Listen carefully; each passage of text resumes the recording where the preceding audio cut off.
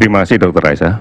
Saudara-saudara, kita sudah melewati tahapan persiapan di beberapa daerah untuk menjalankan adaptasi kebiasaan yang baru. Untuk itu, kembali kami mengingatkan bahwa proses untuk melaksanakan adaptasi kebiasaan baru ini bukan proses yang mudah dan sederhana untuk dilakukan. Oleh karena itu kami akan mengingatkan sekali lagi bahwa keputusan ini adalah keputusan Kepala Gugus Tugas Percepatan Penanganan COVID-19 di daerah, yang dalam hal ini dijabat oleh para kepala daerah.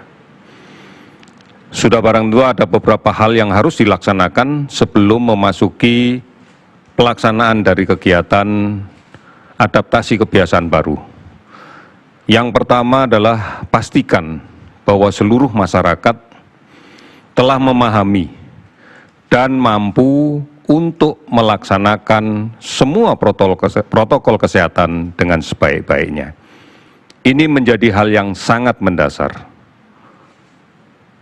Pastikan bahwa masyarakat telah memahami dan mampu melaksanakan dengan disiplin protokol kesehatan. Dibutuhkan kegiatan-kegiatan edukasi, dibutuhkan kegiatan-kegiatan sosialisasi, dibutuhkan kegiatan-kegiatan yang terus-menerus untuk mengkampanyekan tentang adaptasi kebiasaan baru ini. Karena ini menjadi dasar apabila kita akan melaksanakan kegiatan-kegiatan produktif yang lainnya.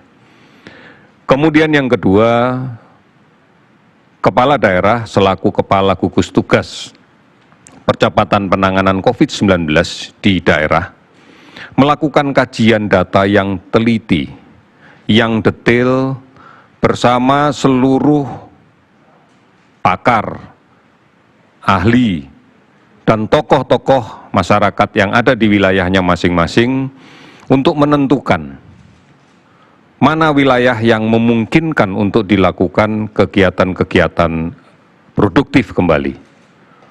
Ini menjadi suatu penting, basisnya adalah data yang diikuti hari demi hari.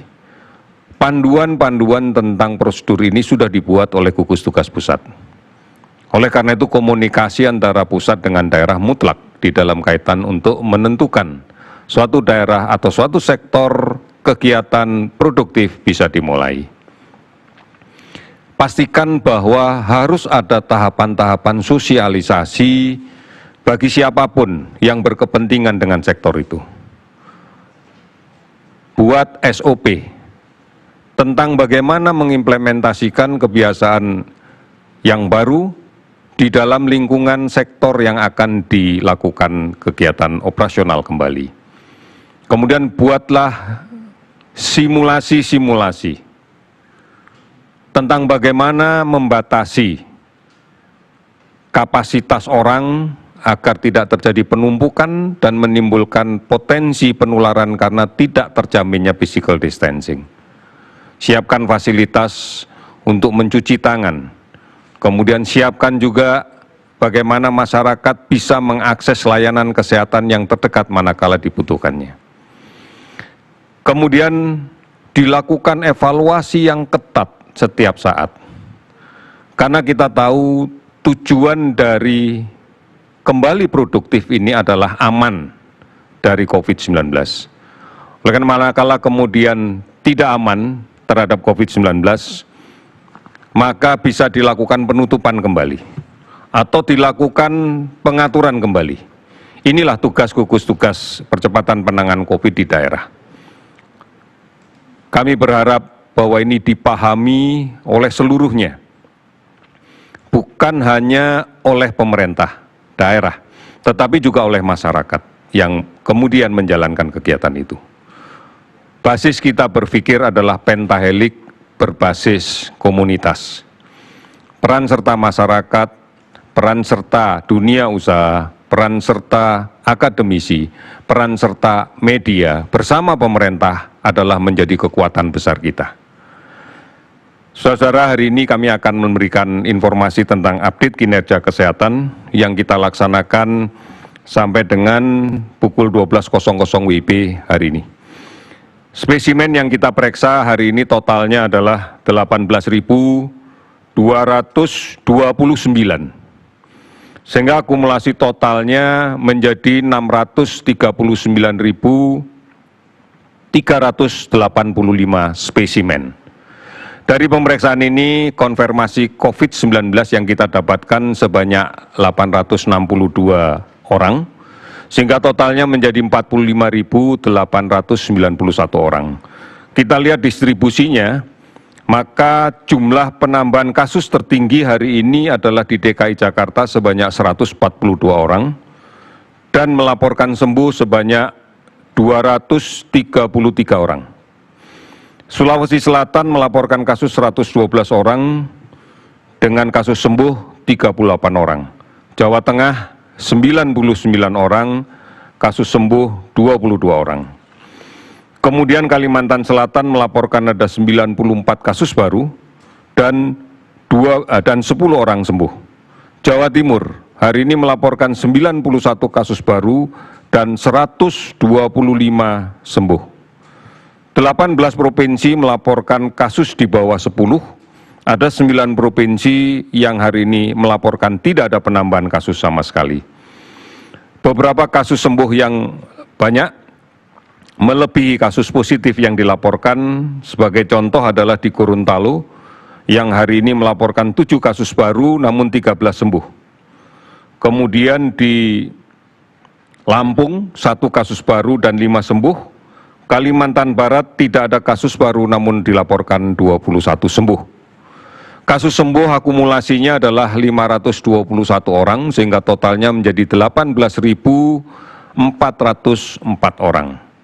Meninggal 36 orang sehingga totalnya menjadi 2.465 orang. Sebanyak 439 kabupaten kota yang telah terdampak di 34 provinsi. Pemantauan yang kita lakukan terhadap ODP sebanyak 56.436 orang dan kemudian pasien dalam pengawasan yang dilakukan pengawasan ketat saat ini berjumlah 13.225 orang. Saudara-saudara, hari ini kami melakukan pemantauan di beberapa tempat seperti pelaksanaan Car Free Day di Jakarta. Masih kita lihat beberapa masyarakat lupa bahwa physical distancing penting. Ini yang kami mohon untuk menjadi evaluasi kita bersama. Physical distancing, menjaga jarak adalah sesuatu yang mutlak harus kita laksanakan. Beberapa bandar udara yang akan melaksanakan penerbangan di hari Minggu ini, terutama yang mengarah ke Pulau Jawa, kami melakukan pemantauan di Batam dan di beberapa tempat yang lain. Juga demikian, kita masih melihat banyak masyarakat yang belum tertib untuk menjaga physical distancing. Meskipun sebagian besar sudah kami lihat menggunakan masker, tetapi sekali lagi physical distancing adalah sesuatu yang perlu. Ini yang harus menjadi perhatian kita bersama. Karena kita tidak mungkin secara parsial, secara sepotong-sepotong melakukan pendekatan untuk pengendalian penyakit ini. Ini harus dibutuhkan kerja bersama. Terus-menerus tidak terhenti.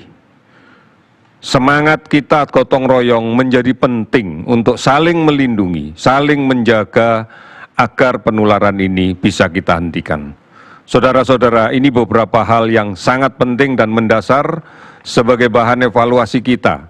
Physical distancing, menjaga jarak, menggunakan masker adalah hal yang sekali lagi harus kita jalankan dengan disiplin.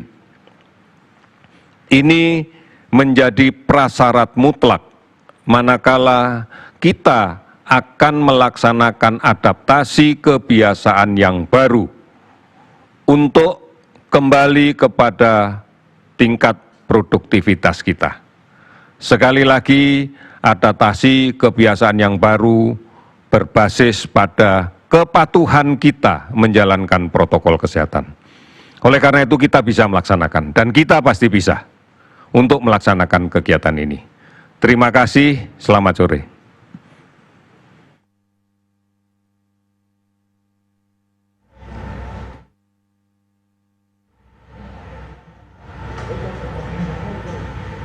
Ya, pemirsa, itu tadi penjelasan dari Ahmad Yuryanto selaku juru bicara penanganan COVID-19. Tadi disampaikan bahwa hingga hari ini atau untuk hari ini ada penambahan sebanyak 862 kasus dari 34 provinsi, di mana total hingga hari ini sudah ada 45.891 kasus. Kita jeda sejenak, pemirsa, kabar khusus akan kembali sesaat lagi.